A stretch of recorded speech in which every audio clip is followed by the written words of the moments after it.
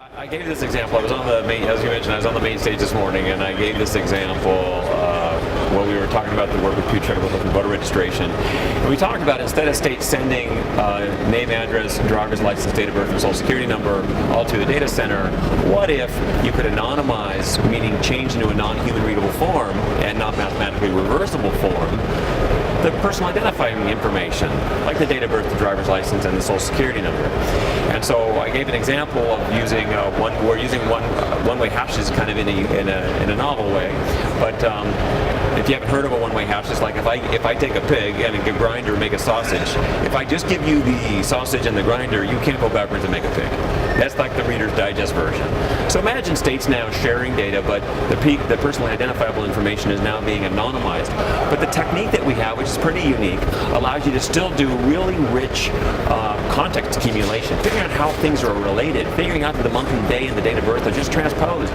They're reversed. You need to be able to see through things like that. And usually when you anonymize data, it renders it into a useless form, uncomparable unless the thing you're comparing it to is exactly the same. But we came with a few that I'll call gimmicks or tricks that make it possible to see Dick, Dickie, Richie, Ricardo, and name variations across through anonymized data. So that allows you to move data, use it, and get a materially similar result, while at the same time reducing the risk of unintended disclosure. And hey, what's to hate about that? Okay, now.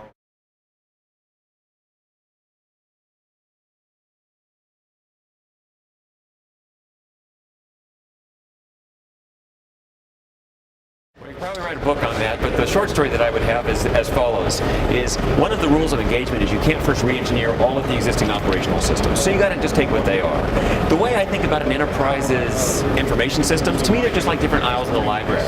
Like one whole system is just, and all those documents are like books on geology. And like a whole nother system, the payroll system, is just like another aisle. But it's like sports. And the question is, if you want to really be able to make sense of it, is how does it relate to each other? And the way you do that is as follows. If you're going to put a new book on the shelf at the library, you don't give a library card to the librarian, how's anybody going to find it? So rule one is, if you want to make your information discoverable, and that should be a highest order goal, you want to make sure you're producing library cards, who, what, where, when, and co-locating them. And then it becomes absolutely fundamental that on every library card you have the attribution of pedigree that points to the whole record. So now imagine moving subject, title, and author, and not every metadata, to a central card catalog. Now your information is discoverable, and it has pointers into the host systems where they live. And that pattern doesn't work for all problems, but it works for a whole slew of problems, especially in this category of systems that I call context accumulating systems, where the more puzzle pieces, the richer the picture. And you can play games called data finds data, relevance finds you. It means you don't have to wait for humans to ask questions. The data is the question. That's the future.